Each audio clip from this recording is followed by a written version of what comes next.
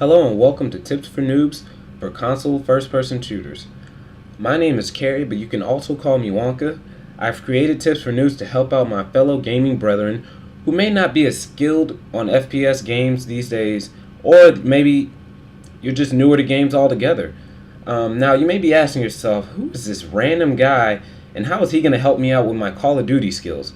Well, as I said before, my name is Wonka and I've been gaming since I was the age of 9. I've been playing online since the age of 13. Over the years, I've gathered a few tips, I guess, or skill sets that I've learned from the gaming atmosphere and just being around it and talking to people within the gaming community. And I feel like that there are a lot of people that want to get into FPS gaming, but they may not have the skill set or maybe not have the mindset to grasp the way that the FPS genre has changed these days. No, I'm not an MLG player or anything like that, but I do run a YouTube channel where I post quite frequently gameplays and commentaries, and with over about 4,000 subs, and my subs seem to enjoy my content. So I figured, you know what, why not help out my fellow gaming brethren, help them out, get better at games, and so they have a more enjoyable time on games. Now, there are 5 major tips that I wanted to discuss in order to help you guys out that I feel that they're very vital, and after following these tips, you would have a greater rise in your gaming skill level. And so for the rest of the video series, we're going to be talking about these 5 tips and how they will help you out in your gaming atmosphere or whatever FPS game you may be playing these days. The first tip that I have for you guys is equipment. Everything that you use and that you see pros use, that all helps them out to be better gamers. And don't think that just because you're not a pro or anything doesn't mean that you can't buy the same equipment that they may have. It can help out your game, and with this video I would love to show you how. The second tip that I have for you guys out there is mechanics. The way you play your game and your aiming sensitivity and everything, your accuracy, that all plays a role in how well you'll do in your games. If you want to see your name at the top of the list, you have to get your mechanics nailed down, and they have to be not perfect, but close enough to it so you can see a rise in your game.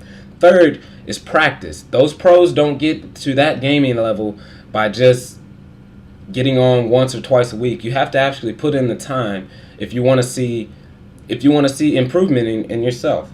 And fourth, teamwork.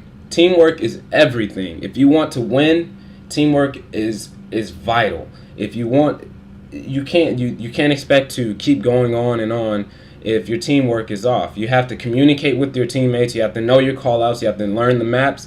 And this may take a little bit of time, but once you get this nailed down and you're playing with the same people over and over again, you have some kind of wavelength going on with them, I promise you that your gaming skill level will go through the roof. You need to find gamers that are around your skill level, but we'll get into that a little bit later. Fifth is the community. You need to be able to know what patches are going on throughout the game. You need to understand how developers are changing their game from month to month, because most developers do release patches which change small minor glitches in the game, and you need to know everything that's going on. Also, you need to be able to watch streams. You need to know what the pro players are saying, and most pro players have communication with developers these days because of Twitter and other social media, but mainly Twitter.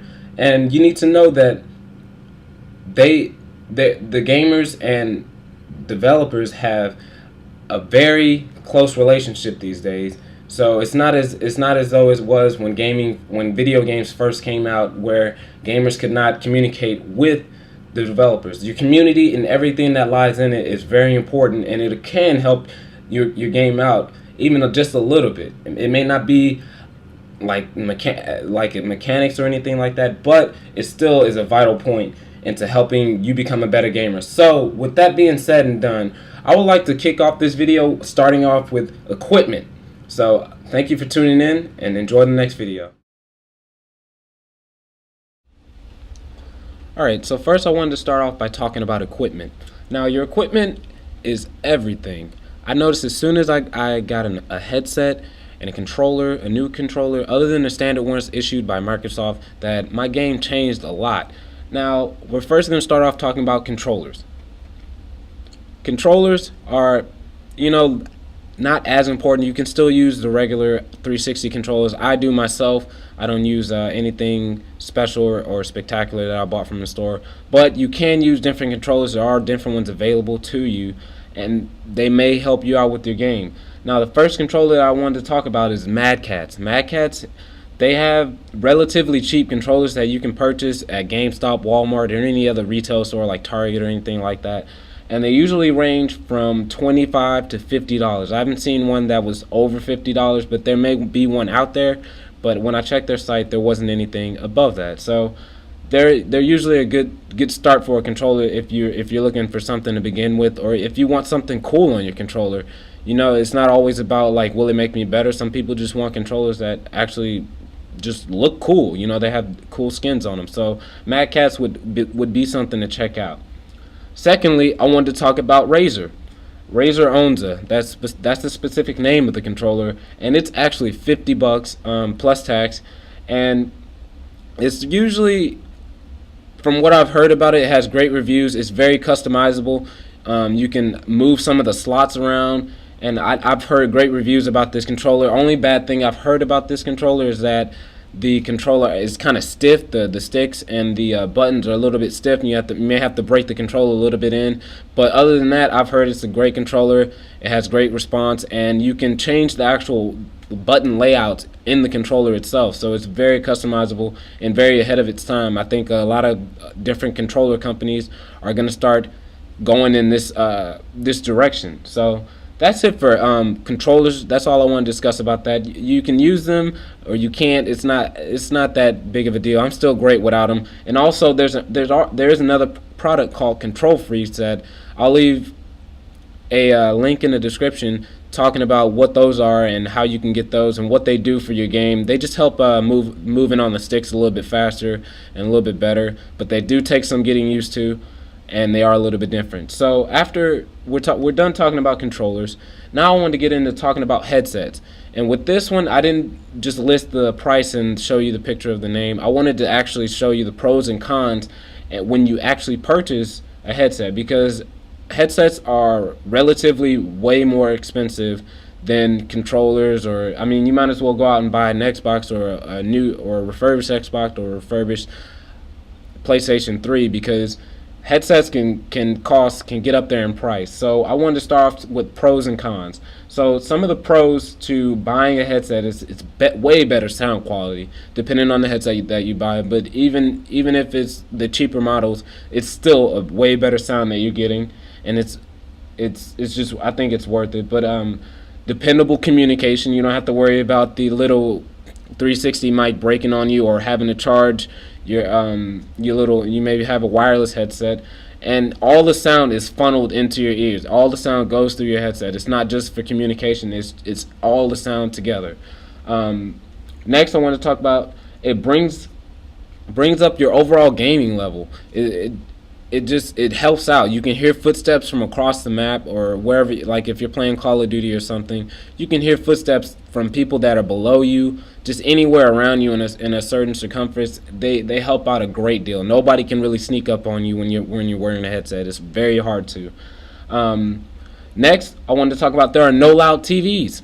You don't have to worry about them. They're not there. I mean, you can literally put your TV on mute, have all your sound go through your headset, and you'll be perfectly fine. You won't be bothering anybody. If you're talking to people through your headset, then you may be talking extra loud. Like you may not realize that you're talking loud, but that's the only, I think, flaw to that. But you don't have to worry about loud TVs or getting on anyone else's nerves while you're gaming. You can sit there and you can listen to everything. Put your TV on mute. Now, the next thing I want to talk about, there are various multifunctions to a lot of the headsets that are available. You can stream with them, so you can you can stream with them, but you can use them as a microphone to talk to your stream if you're that kind of gamer that likes to stream your gameplay online and do it live. Also, they are headphones, so you can use them for, like, I mean, I don't know anybody that would really want to walk around with these big clunky headphones like around town or anything. But if you wanted to do something like that and get on your iPod or anything else like that, your Zune, if you have one of those, I mean, you can do that, or you can put it in, plug them into your cell phone. Most of them have the jacks available, or they come with the cords necessary to listen to audio devices like that. Also, communication. You can use them for Skype, so you can get on Skype or any other like online communicating tool, and you can just like in streaming, you can use them as a form of communication in any other way. Also, some headsets available are Bluetooth compatible, and I'll tell you which one. Actually, there's only one that you can. I think there's only one, and that's the Turtle Beaches, which we'll talk about later. All right, so now we got to get into the cons. What are the bad things about having a headset? One thing that I note right off the bat, that if it's too expensive for you, you may not want to get it. Some range from $35, some go all the way up to 200, $300. So it depends on what you're willing to spend at that certain time. If you have the money available, I don't think you should go out and take a loan to go buy a headset. You know, like if you gotta save up on your paper route or do whatever you gotta do, save up some chump change to be able to go out and purchase a headset, then that's what you got to do. You know, you got to do what you got to do if you want to be good if you want to get better at games. You know, also some headsets may not be as sturdy. Some headsets may be cheap and they may not last as long. So all I have to say is you get what you pay for. If you want a headset that you know is going to last a little bit longer and you don't feel like it's going to break on you every time you put it on, then you need to spend the money for it. So if you're looking for something around that range, I would say maybe like $80, $75 and up. You'll be in a good price range to have a headset that'll last you a good amount of time. I bought Turtle Beaches myself, and they've lasted me for about 2 or 3 years. And I also have Astro headsets, so I'm kind of both sides of the spectrum, like a cheaper headset, and then also a very expensive headset. So I know kind of a little bit about the spectrum of, like, you get what you pay for. So that's it on that. Battery expense. Some headsets, they use batteries, so you may want to invest in rechargeable batteries or something like just have just a huge stash of batteries. that's the easiest way I can describe it to you guys. But batteries are something to think about. If you're gonna have to either purchase them. Some headsets like the Astros, they come with like a rechargeable pack, so you don't even have to worry about batteries. You just put the pack in there and you just keep recharging it whenever it goes dead. So but we'll get into that a little bit later. Numerous cords. You have to worry about these cords going around in and around your TV, and people may trip over them if they're not in the safe area. So you have to worry about cords and where they're being placed and stuff like that. So those are the cons that I have for you guys. Now let's get into talking about the actual headsets themselves and their price ranges. First, we're going to talk about Tritons. These are the cheapest headsets available, and I know for sure that you can go to GameStop and pick these up from GameStop. You don't have to order these on the internet. If you do want to order them on the internet, just go to Triton.com or TritonTechnology.com and you'll find them easily. All these headsets can be found easily, headsets and controllers. So you just type in, like, just look at their logo and then type it in and you'll find it. It's a Google search away. But the first one we're going to talk about is Tritons. Those are the cheapest. They range from $30 to $180.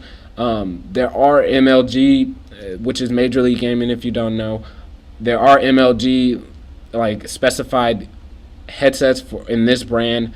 I would say that the majority of gamers do own headsets, and that majority probably they most likely own Tritons because they're the cheapest. You can pick them up at GameStop whenever you're picking up the rest of your games, and they may not have the best sound quality, but they still are a good headset, and they're very sturdy. And the only knock that I have against Tritons is that they may be uncomfortable. So other than that, that's the only thing you have to worry about with Tritons. The next one that we're going to go over is SteelSeries. So these guys make a bunch of different things, and headsets is one of them. They make headsets, mouses, all kinds of different things. Just go check out their website.